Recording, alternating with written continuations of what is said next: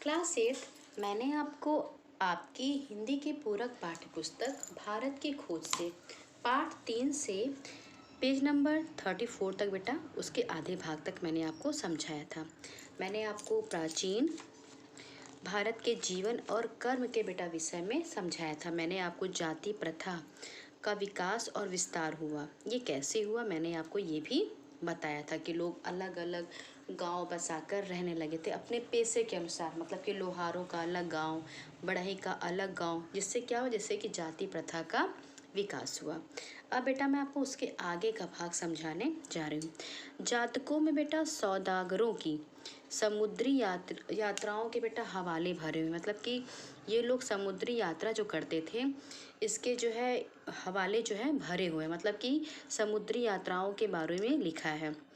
सूखे रास्तों से ये बेटा रेगिस्तान को पार करते थे, सूखे रास्ते से रेगिस्तान को पार करते थे और भड़ौज के पश्चिम बंदरगाह और उत्तर भारत के गांधार मध्य एशिया तक का कारवा जाया करता था। कारवा मतलब एक काफिला जाया करता था। ये रेगिस्तान के सूखे रेगिस्तान के रास्तों को पार करते और फिर समुद्री यात्राओं के बेटा हवाले भी भरे हुए। भड़ौज से जहाज जो है बेबीलोन के लिए फारस की खाड़ी को जाया करता था। और फिर जो जहाज था इनका, ये जो है भड़ौज बेबीलोन के लिए फारसी खाड़ी से जाते थे। नदियों के रास्ते बेटा बहुत यातायात होता था, मतलब जो नदियाँ थी उस समय उन नदियों से यातायात जो है बहुत ज़्यादा होता था। जातकों के अनुसार जो है बेटा जो बेड़े थे वह बनारस, पटना, चंपा दूसरे स्थानों में समुद्र की ओर जाते थे और वहीं से दक्षिण बंदरगाहों और लंका और मलय टापू तक जाते थे। मतलब कि समुद्री यात्राओं के बारे में यहाँ बेटा बताया गया है। भारत में बेटा लिखने की जो प्रथा है वह बहुत पुरानी है।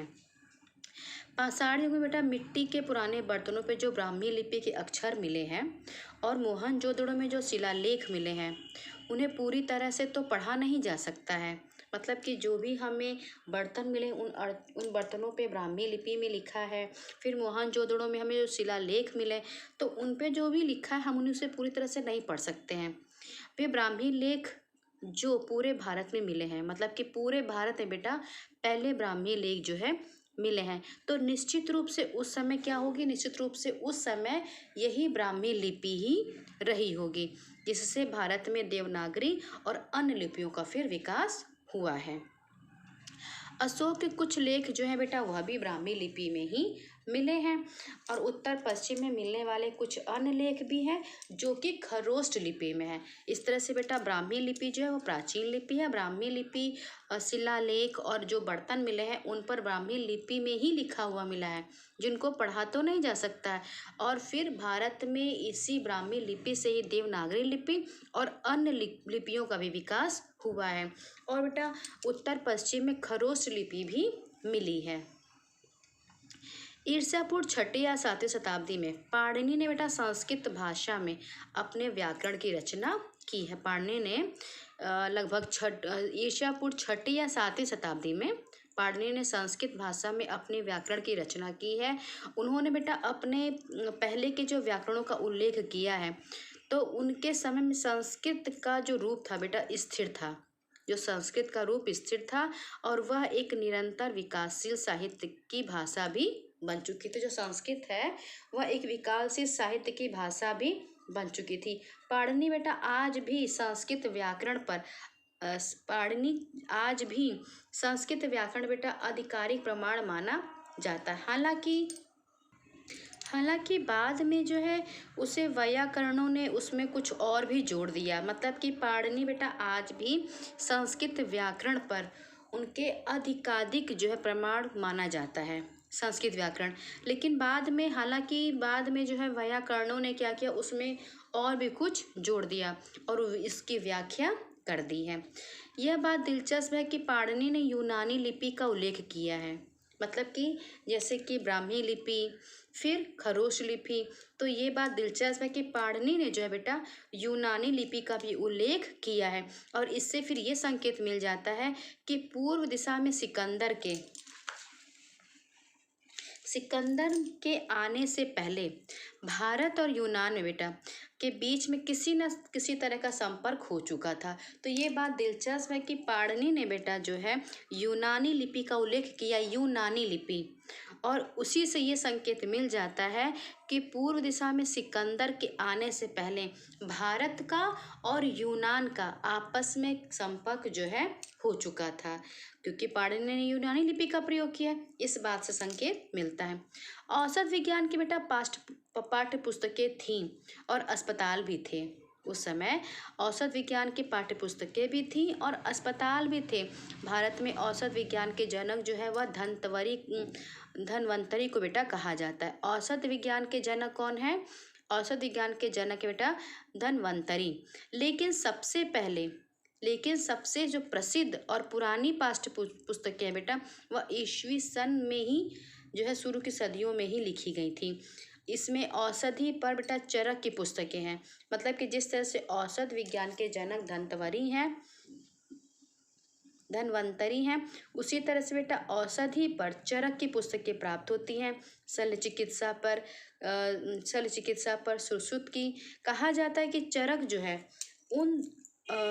है उन राजा कनिष्क के दरबार के राजवैद्य थे। जो चरक थे वह कनिष्क के दरबार के राजवैद्य थे, जिनकी राजधानी पश्चिमोत्तर दिशा में थी। इन पाठ्य पुस्तकों से बेटा बहुत सारी बीमारियों का भी जिक्र है। जो पाठ्य पुस्तकें मिली हैं उनमें बहुत सारी बीमारियों का भी जिक्र है। उनकी पहचान और इलाज के तरीके बताए गए हैं। मतलब उन पाठ्य पुस्तकों में क्या है, उन पाठ्य पुस्तकों में जो है बीमारियों की पहचान, इलाज, फिर शल्य चिकित्सा, प्रसूति विज्ञान, स्नान, बच्चों के खिलौने, फिर चिकित्सा के बारे में, सफाई के बारे में, मतलब कई विषयों पर उसमें बेटा लिखा गया है। जो पुस्तकें मिली हैं कई विषयों पर लिखा गया है। साथ ही साथ बेटा उसमें प्रयोगात्मक भी है, लेखन का रुझान प्रयोगात्मक भी है। शल्य प्रशिक्षण के बाद जो है मुर्दों की चीड़-फाड़ भी कराई जाती थी, ये भी लिखा है।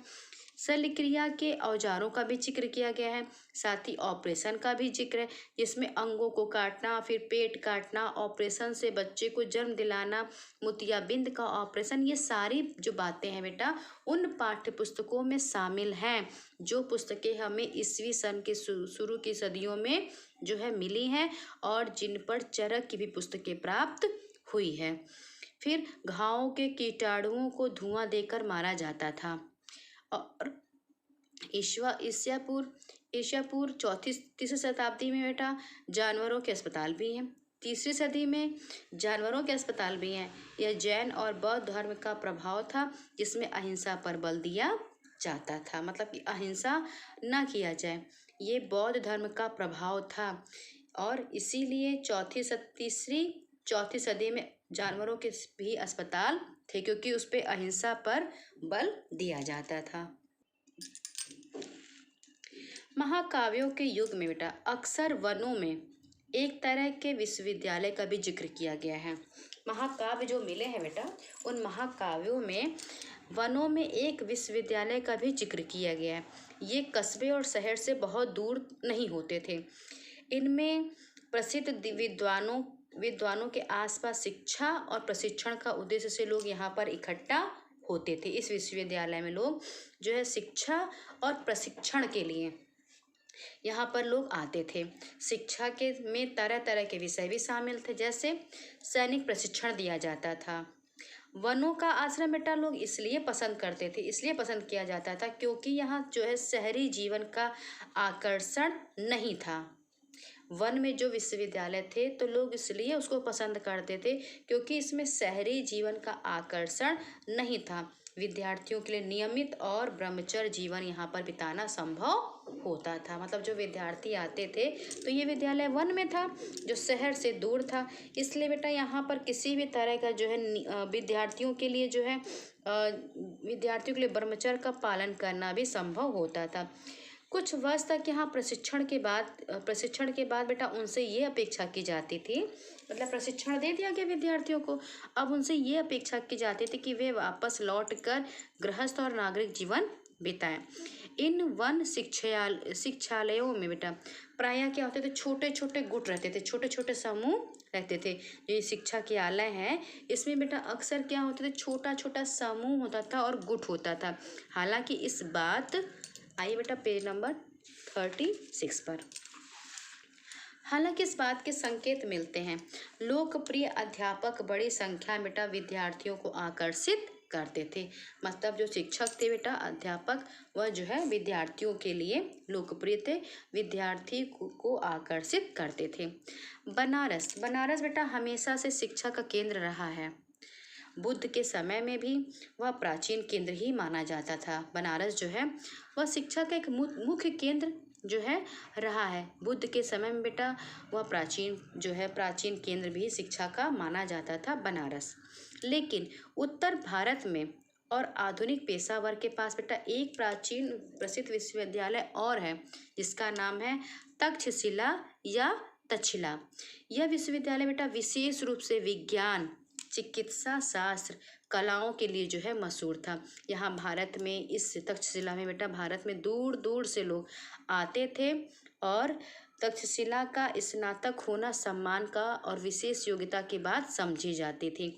तो ये जो तक्षशिला है बेटा, यहाँ विज्ञान, चिकित्सा शास्त्र और अन्य कलाओं के लिए क्या था, ये मशहूर था। और भारत के बेटा बहुत दूर दूर से हिस्से से लोग यहाँ पर अध्ययन के लिए आते थे।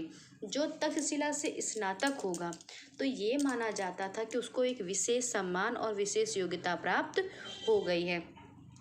जो चिकित्सक बेटा यहाँ के आयुर्विज्ञान विश्वविद्यालय से पढ़ता था, जो भी चिकित्सक यहाँ के आयुर्विज्ञान विद्यालय से पढ़कर निकलता था तो उसकी बड़ी कद्र भी की जाती थी कि हाँ यह तक्षशिला से पढ़कर आया है।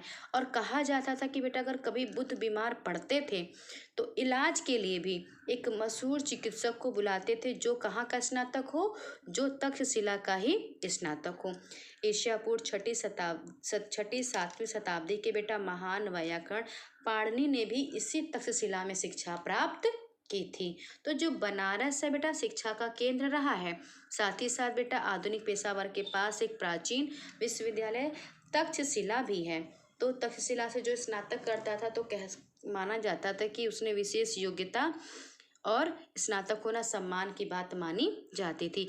बुद्ध बीमार पड़ते थे तो उनका भी इलाज जो है उसी चिकित्सक के द्वारा करवाया जाता था, जो कि तक्षशिला से स्नातक हो। और पाणिनि ने भी बेटा इसी विश्वविद्यालय में शिक्षा प्राप्त की थी। इस तरह बेटा तक्षशिला जो है बुद्ध से पहले ब्राह्मण शिक्षा पद्धति का विश्वविद्यालय था। बौद्ध काल में यह बौद्ध ज्ञान का भी केंद्र बन गया। तक्षशिला जो है बेटा वह बौद्ध के पहले भी था, बौद्ध काल में भी यह बौद्ध ज्ञान का एक केंद्र बन गया। सारे भारत और सीमा पार से बेटा बौद्ध विद्यार्थी इस तक्षशिला की ओर खींचे चले आते थे। और यह मौर्य साम्राज्य के उत्तर पश्चिमी सूबे का मुख्यालय भी था। तो इतना बेटा महत्वपूर्ण बात जो है आपको आज पता चली। उस सुदूर अतीत के भारतीय कैसे थे? अब उस अतीत के भारतीय कैसे थे? तो हमारे लिए इतने पुराने और हमसे इतने भिन्न समय के बारे में कोई धारणा बनाना जो है कठिन है। हम कोई धारणा नहीं बना सकते कि वो कैसे रहे होंगे, उनकी संस्कृति क्या होगी, उनकी परंपराएं क्या होंगी। तो अब हमारे लिए तो इतने पुराने और हमसे इतने अलग समय के बारे में, तो उनके बारे में कोई धारणा बनाना जो है हमारे लिए कठिन है। फिर भी हमें जो जानकारियाँ मिलती हैं उसके आधार पर एक धुंधली सी तस्वीर हमारे सामने उभर कर आती है उनके बारे में यही तस्वीर सामने आती है कि वो कैसे थे। वे खुले दिल के थे, आत्मविश्वासी और अपनी परंपराओं पे गर्व करने वाले लोग थे। रहस्य की खोज में हाथ पांव मारने वाले, प्रकृति और मानव जीवन के बारे में बहुत से प्रश्नों से अपनी बनाई हुई मर्यादा और मूल्यों को महत्व देने वाले थे, पर जीवन में सहज भाव से आनंद लेने वाले और मौत का लापरवाही से सामना करने वाले वो लोग थे। मतलब कि उस सुदूर अतीत के भारतीय कैसे थे? अगर इस बारे में सोचा जाए बेटा, तो हमारे लिए इतने पुराने और हमसे इतने अलग समय के होने के समय के बारे में तो कोई भी धारणा बनाना क्या है हमारे लिए कठिन है। लेकिन एक जो है जो जानकारियाँ हमको मिली हैं और फिर जो एक धुंधली सी तस्वीर जो सामने उभर के आती है, तो हम कह सकते हैं कि वे खुले दिल के थे, फिर आत्मविश्वासी थे, अपनी परंपराओं पे गर्व करते थे, रहस्यों की खोज करते थे, प्रकृति और मानव जीवन के बारे में बहुत से प्रश्नों से भरे थे। उनकी अपनी बनाई हुई मर्यादा थी, अपने बनाए हुए मूल्यों को वो महत्व देते थे, जीवन में सहज भाव से आनंद लेने वाले थे और मौत का लापरवाही से सामना करने वाले वे लोग थे। अब आइए महावीर बुद्ध और वर्ण व्यवस्था, ये विषय बेटा आप समझिए। महावीर बुद्ध जैन धर्म और बौद्ध धर्म दोनों बेटा वैदिक धर्म से अलग हो गया था। मतलब कि पहले तो वैदिक धर्म के बारे में आपने पढ़ा, इसके पहले आपने क्या पढ़ा, वैदिक धर्म के बारे में, आर्यों के बारे में। अब बेटा जो जैन धर्म है और जो बौद्ध धर्म है, ये दोनों क्या है, ये दोनों वैदिक धर्म से कट गया है और अलग हो गया है। उनकी शाखाएं थे, पर उन्होंने वेदों को प्रमाण नहीं माना। लेकिन उन्होंने वेदों को प्रमाण नहीं माना। तमाम और बातों में सबसे बुनियादी बात तो यह है कि आदि कारण के बारे में वे या तो मौन हैं या उनके अस्तित्व से इनकार करते हैं। किसी प्रकार का अस्तित्व है ये नहीं मानते हैं, मौन है। दोनों जो है क्या है, दोनों जो है अहिंसा पर बल देते हैं और ब्रह्मचारी भिक्षुओं और पुरोहितों के संग बनाते हैं, दोनों ही जैन धर्म और बौद्ध धर्म। तो बेटा ये तो मतलब क्या है, बुनियादी बात क्या है, और बातों में तमाम बुनियादी बात यह है कि आदि कारण के बारे में या तो वो मौन है और या किसी प्रकार के अस्तित्व के बारे में भी इनकार करते। लेकिन हाँ, दोनों जो है अहिंसा पर बल देते थे और ब्रह्मचारी भिक्षुओं और पुरोहितों के संग बनाते थे। ये बात क्या थी, एक जैसी थी। उनके नज़रिए एक हद तक यथार्थवादी और बुद्धिजीवी थे। उनका जो देखने का नज़रिया था वो कहीं हद तक बेटा यथार्थवादी था और बुनियादी था। जैन धर्म का एक बुनियादी सिद्धांत यह है कि सत्य हमारे जैन धर्म का एक सिद्धांत था, वह यह था कि सत्य हमारे दृष्टिकोण की सापेक्षता में होता है। इसमें जीवन और विचार में तपस्या के पहलू पर बल दिया जाता है। अब देखिए बेटा, यहाँ पे आपको बहुत महत्वपूर्ण बात पता चलेगी कि जैन धर्म के संस्थापक थे महावीर और बुद्ध समकालीन थे, दोनों क्षत्रिय थे। जैन धर्म के संस्थापक महावीर और बुद्ध, ये दोनों क्षत्रिय थे। बुद्ध की मृत्यु जो है बेटा ईसा पूर्व 544 में 80 वर्ष की आयु में हुई थी और तभी बौद्ध संवत शुरू हुआ। बुद्ध की बेटा मृत्यु जो है ईसा पूर्व 544 में 80 वर्ष की आयु में हुई थी और तभी से जो है बौद्ध संवत शुरू हुआ। इतिहासकारों ने बेटा बाद की तारीख यानी कि ईसा पूर्व 487 थी। यह अजीब संयोग है कि मैं ये पंक्तियाँ, कहते हैं जवाहरलाल नेहरू कि अजीब संयोग है कि मैं ये पंक्तियाँ बौद्ध संवत 2488 की पहली तारीख को बैसाखी पूर्णिमा के दिन लिख रहा हूँ। ये भी एक संयोग कहा लेखक ने कि मैं जो मैं लिख रहा हूँ ये भी क्या है, बैसाखी पूर्णिमा के दिन ही लिख रहा हूँ। और बौद्ध साहित्य में लिखा है कि बुद्ध का जन्म कब हुआ है, बुद्ध का जन्म भी बैसाख के महीने में पूर्णिमा के दिन ही हुआ है। तो मतलब ये संयोग की बात है कि बुद्ध का जन्म जो है वह भी बैसाख के महीने में पूर्णिमा के दिन हुआ और जो मैं ये लिख रहा हूँ तो आज भी क्या है, आज भी बैसाखी पूर्णिमा ही है। इसी तिथि को उन्हें बौद्ध प्राप्त हुआ था और इसी महीने में, अब देखिए बेटा यहाँ पर उनका जन्म भी हुआ कब, बैसाख के महीने में इसी पूर्णिमा के दिन हुआ और इसी तिथि को उन्हें बोध प्राप्त हुआ और अंत में उनका निर्वाण भी इसी तिथि को हुआ। कितनी रोचक बात है बेटा ये। फिर है बुद्ध में लोक प्रचलित धर्म और अंधविश्वास, कर्मकांड एवं पुरोहित प्रपंच, उनके साथ जुड़े हुए निहित स्वार्थों पर हमला करने वालों का साहस था। उन्होंने आध्यात्मिकता, धर्म, वैज्ञानिक नजरिए की तथा चमत्कारों, अलौकिक व्यापारों आदि की निंदा की है। उनका आग्रह जो है वह तर्क, विवेक और अनुभव पर था। उनका बल किस पर था? नैतिकता पर था। उनकी पद्धति, अब आइए बेटा पेज नंबर 38 पर, मनोवैज्ञानिक विश्लेषण की थी। ऐसा मनोविज्ञान जिसमें आत्मा के लिए कोई जगह नहीं है, मतलब ऐसा मनोविज्ञान जिसमें जो है आत्मा के लिए कोई भी जगह नहीं है। ऐसा मनोविज्ञान जिसमें आत्मा के लिए जगह नहीं है। ये जो तस्वीर है बेटा, इसको देखिए, तक्षशिला में बनी हुई यही बुद्ध की प्रतिमा है, जो तक्षशिला में बनी हुई है। बुद्ध ने बेटा वर्ण व्यवस्था पर सीधा वार नहीं किया है, मतलब वर्ण व्यवस्था पर उन्होंने वो जो है वर्ण व्यवस्था को सही नहीं मानते हैं, इसलिए बुद्ध ने वर्ण व्यवस्था पर सीधा प्रहार नहीं किया, लेकिन अपनी संघ व्यवस्था में उन्होंने इसे कोई स्थान नहीं दिया। बुद्ध में बेटा वहाँ पे संघ बनाए जाते थे, छोटे छोटे संघ बनाए जाते थे। संघ के विषय में भी बेटा आप आगे पढ़ेंगे। संघ बनाए जाते थे, लेकिन वर्ण व्यवस्था पर उन्होंने सीधा वार नहीं किया, लेकिन संघ व्यवस्था में उन्होंने इस वर्ण व्यवस्था को कोई स्थान नहीं दिया कि कोई वर्ण व्यवस्था हो, ऐसा नहीं है। और वो भी संघ बनाते थे, संघ व्यवस्था करते थे, लेकिन अपनी संघ व्यवस्था में बेटा उन्होंने वर्ण को कोई भी स्थान नहीं दिया। यह विचित्र और महत्वपूर्ण बात है कि भारतीय इतिहास के लंबे दौर में, इस लंबे दौर में बेटा पुरोहित, प्रपंच, वर्ण व्यवस्था की कठोरता के विरुद्ध बड़े लोगों ने बार बार चेतावनी दी, फिर भी क्या है, फिर भी धीरे धीरे वर्ण व्यवस्था का विकास और विस्तार हुआ। मतलब कि ये बात महत्वपूर्ण है कि लंबे दौर में बेटा वर्ण व्यवस्था की कठोरता से इसकी निंदा की गई, कठोरता से विरुद्ध बड़े लोगों ने इसको जो है चेतावनी दी, लेकिन फिर भी वर्ण व्यवस्था का विकास हुआ। इसने भारतीय जीवन के हर पहलू को अपने शिकंजे में जकड़ा।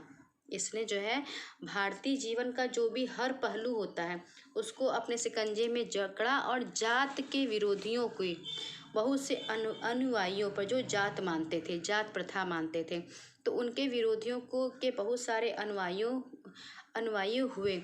पर समय के साथ साथ बेटा उनके समुदाय की एक अपनी अलग जात बन गई, एक अपनी अलग अलग जात जो है बनी। जैन धर्म जो अपने मूल धर्म के विरोध में खड़ा हुआ था, जैन धर्म जो था, ये तो भी जो आपको बताया मैंने आपको बेटा, ये बौद्ध धर्म का था। अब जैन धर्म जो अपने मूल धर्म के विरोध में खड़ा था, जात के प्रति सहिष्णु था, और खुद उसने अपने को उसके अनुरूप बना लिया, इसलिए आज भी यह जिंदा है और जारी, लगभग हिंदू धर्म की एक शाखा के रूप में। मतलब कि जैन धर्म जो कह रहे हैं कि जैन धर्म जो है इसने अपना एक मूल धर्म के विरोध में खड़ा किया और जात के प्रति सहिष्णु था। खुद उसने क्या किया कि अपने को उसी के अनुसार बना लिया, खुद उसने अपने आप को उसी के अनुसार बना लिया, और शायद इसीलिए आज भी यह है लगभग हिंदू धर्म की एक शाखा के रूप में। बौद्ध धर्म में बेटा जाति व्यवस्था को स्वीकारा नहीं। जैन धर्म में बेटा माना, जैन धर्म ने क्या किया, उसने अपने आप को ही उसके अनुरूप बना लिया, लेकिन बौद्ध धर्म ने बेटा जाति व्यवस्था को स्वीकार नहीं किया, अपने विचार दृष्टिकोण से ज़्यादा स्वतंत्र रहा।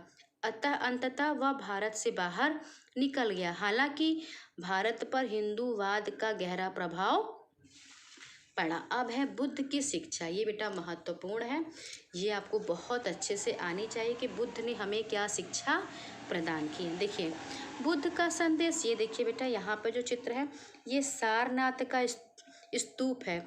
बुद्ध ने बेटा अपना जो पहला उद्देश्य जो है वो यहीं पर दिया है। ये बेटा बहुत बड़ा है, गोल गुंबद जैसा है, और बुद्ध ने बेटा ये सारनाथ का स्तूप है, और बुद्ध ने अपना सबसे पहला उपदेश बेटा यहीं पर दिया था। बुद्ध का संदेश उन भारतीयों के लिए बहुत नया और मौलिक था, जो क्या था, जो ब्रह्म ज्ञान की गुत्थियों में डूबे रहते हैं, जो ब्रह्म ज्ञान की गुत्थियों में डूबे रहते हैं, उलझे रहते हैं। तो बुद्ध ने अपने शिष्यों से बुद्ध ने कहा कि सभी देश में जाओ और इस धर्म का प्रचार करो, मतलब बौद्ध धर्म का प्रचार करो, इस धर्म में सब जातियां आकर ऐसे मिल जाने चाहिए जैसे जैसे समुद्र में नदियां आकर मिलती हैं। नदियां बेटा कहाँ कहाँ की कौन कौन सी नदी होती है, लेकिन सब की सब आकर किस में मिलती हैं, समुद्र में। तो उन्होंने कहा कि सब देशों में जाओ, धर्म का प्रचार करो, और सभी धर्म जो हैं, धर्म में सब जातियां आकर इस धर्म में मिल जाने चाहिए, और इस तरह से जैसे कि समुद्र में नदियां मिलती हैं। उन्होंने सबके लिए बेटा करुणा का, प्रेम का संदेश दिया। महात्मा बुद्ध ने बेटा सबके लिए दया का, करुणा का, प्रेम का संदेश दिया। मतलब करुणा मतलब कि दया का, प्रेम का संदेश दिया। उन्होंने कहा कि इस संसार में घृणा का अंत घृणा से नहीं होता है कि आप उससे नफरत करिए और फिर वह आप उससे करिए, वह आपसे करे तो अंत हो जाएगा। नहीं, घृणा का अंत कभी भी घृणा से नहीं होता है। घृणा का अंत जो है वह मात्र प्रेम से होता है। अतः मनुष्य को क्रोध पर दया से और बुराई पर भलाई से काबू पाना चाहिए। यह सदाचार, उन्होंने कहा कि घृणा का अंत प्रेम से होता है, अतः मनुष्य के क्रोध पर दया से और बुराई पर भलाई से काबू पाना चाहिए। सदाचार और आत्म अनुशासन का आदर्श था। उन्होंने कहा कि युद्ध में भले ही कोई 1000 आदमियों पर विजय पाले, युद्ध में 1000 आदमियों पर विजय पाले, लेकिन सच्चा विजेता वही होता है जो मनुष्य की जाति जन्म से नहीं बल्कि केवल उसके कर्म से तय होती है। उन्होंने कहा कि युद्ध में भले ही कोई 1000 आदमियों पर विजय पाले, पर जो स्वयं अपने को जीत लेता है, अपने पर विजय प्राप्त कर लेता है, तो सच्चा विजेता वही होता है। बुद्ध ने बेटा शिक्षा दी है कि घृणा मत करो, सबसे प्रेम करो, और अगर क्रोध है, क्रोध पर दया से, बुराई पर भलाई से जो है काबू पाना चाहिए। सदाचार और आत्म अनुशासन का आदर्श था। उन्होंने कहा कि सबसे पहले तो अपने पे विजय प्राप्त करो, अपने को जीतो, और सच्चा विजेता वही है कि जो 1000 आदमियों पे विजय ना पाए बल्कि स्वयं पर विजय पाए। उन्होंने कहा कि मनुष्य की जो जाति होती है वह जन्म से नहीं होती। कोई भी बेटा जब वह जन्म लेता है, कोई भी मनुष्य, उसकी कोई जात नहीं होती, लेकिन बेटा जो हमारा कर्म होता है, जो हमारा कार्य होता है, वही हमारी जाति को निश्चित करता है। मतलब मनुष्य की जाति जन्म से नहीं बल्कि किससे होती है, कर्म से तय होती है। अब आइए बेटा पेज नंबर 40 पर। उन्होंने यह उपदेश ना बेटा किसी धर्म के लिए दिया, धर्म के समर्थन के आधार पर, और ना ही उन्होंने ईश्वर या परलोक का हवाला दिया, मतलब कि उदाहरण दिए। महात्मा बुद्ध ने बेटा जो भी संदेश दिया वो संदेश किसी धर्म के समर्थन के आधार पर नहीं दिया, ना ही उन्होंने किसी ईश्वर या परलोक का उदाहरण देके किया। उन्होंने विवेक, तर्क, अनुभव का सहारा लिया। मतलब कि महात्मा बुद्ध ने जो भी उपदेश दिया तो उन्होंने किसी धर्म के समर्थन के आधार पर नहीं दिया, ना उन्होंने ईश्वर या परलोक का उदाहरण दिया अपने संदेश में, उपदेश में। उन्होंने जो भी उपदेश दिया बेटा, उन्होंने अपने विवेक, तर्क और अनुभव के आधार पर ही दिया। लोगों से कहा कि वे अपने मन के भीतर सत्य की खोज करें। महात्मा बुद्ध ने कहा कि हर व्यक्ति अपने मन के भीतर जो सच्चाई बैठी है, जो सत्य बैठा है, उसकी खोज करे। सत्य की जानकारी का अभाव, जब तक व्यक्ति सत्यता को नहीं जानेगा तब तक क्या है, तब तक जो है दुखों का कारण रहेगा। तो सत्य को पहचानो, ईश्वर या परम ब्रह्मा का अस्तित्व है या नहीं है, उन्होंने नहीं बताया। महात्मा बुद्ध ने बेटा ये नहीं बताया कि ईश्वर है, परम ब्रह्मा है या नहीं है। वे ना उसे स्वीकार करते हैं ना इनकार करते। महात्मा बुद्ध ये नहीं मानते कि ईश्वर है, ये भी नहीं मानते, ईश्वर नहीं है वो ये भी नहीं मानते हैं। मतलब कि उन्होंने नहीं बताया। वे ना उसे स्वीकार करते हैं और ना ही उस परम सत्ता को इनकार करते हैं। जहाँ जानकारी संभव नहीं है, हमें उसके बारे में निर्णय नहीं देना चाहिए। महात्मा बुद्ध ने कहा जिसके बारे में हम जानते ही नहीं हैं तो उसके बारे में हमें निर्णय देना नहीं चाहिए।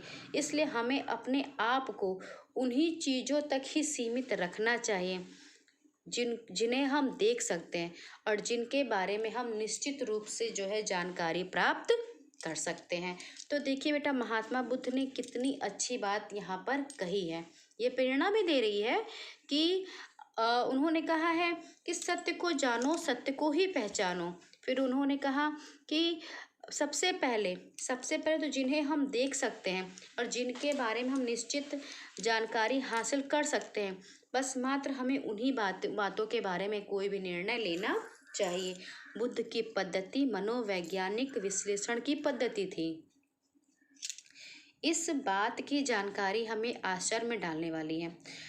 अधुनातन विज्ञानों के बारे में उनकी अंतर्दृष्टि कितनी गहरी थी। ये बात बेटा आश्चर्य करने वाली कि जो उनकी जो बातें थीं वह विज्ञानों के बारे में जो अंतर्दृष्टि जो उनकी थी, अंतर्दृष्टि जो है वो बहुत ही गहरी थी। जीवन में वेदना, कष्ट और दुख पर बौद्ध धर्म में बेटा बहुत बल दिया गया। जो जीवन में दुख होते हैं, कष्ट होते हैं, तकलीफ़ें होती हैं, जो है दर्द होता है, तो उस पर बेटा बौद्ध धर्म में बहुत बल दिया गया। बुद्ध ने जिन 4 आर्य सत्यों का निरूपण किया, बुद्ध ने बेटा 4 आर्य सत्यों का निरूपण किया है। और उनका संबंध किससे? उनका संबंध दुख का कारण, दुख के अंत की संभावना और उसे संबंध समाप्त करने के उपाय से। जो भी बेटा महात्मा बुद्ध ने जो 4 आर्य सत्य बताए हैं, निरूपण किया है, तो उनका संबंध किससे? उनका संबंध दुख का कारण से है, दुख के अंत से है और उसे समाप्त करने के जो भी उपाय, दुखों को समाप्त करने के जो भी उपाय है, उसी से जो है उनका संबंध है। दुख की इस स्थिति में अंत से निर्वाण की प्राप्ति होती है। बुद्ध का जो मार्ग था बेटा वह मध्यम मार्ग था। यह अतिशय भोग और अतिशय तप के बीच का रास्ता था। उन्होंने कहा कि अपने शरीर को कष्ट देने के अनुभव के बाद उन्होंने कहा, महात्मा बुद्ध ने बेटा अपने शरीर को बहुत कष्ट दिया। क्या प्राप्त करने के लिए? ज्ञान प्राप्त करने के लिए। तो उन्होंने अपने भोग और अतिशय तप के बीच का जो रास्ता है बेटा, उन्होंने अपने शरीर को कष्ट देने के बाद जो उन्हें अनुभव प्राप्त हुआ, तो प्राप्त होने के बाद उन्होंने कहा कि जो व्यक्ति अपनी शक्ति खो देता है वही सही रास्ते पर नहीं बढ़ पाता। जो अपनी शक्ति, सामर्थ्य जो है को खो देता, वह सही रास्ते पर नहीं बढ़ पाता है। साथ ही साथ यह मध्यम मार्ग आर्यों का अष्टांग मार्ग है। सही विश्वास, सही चाहत, सही वचन, सही आचरण, जीवन यापन का सही ढंग, सही प्रयास, सही विचार और सही आनंद।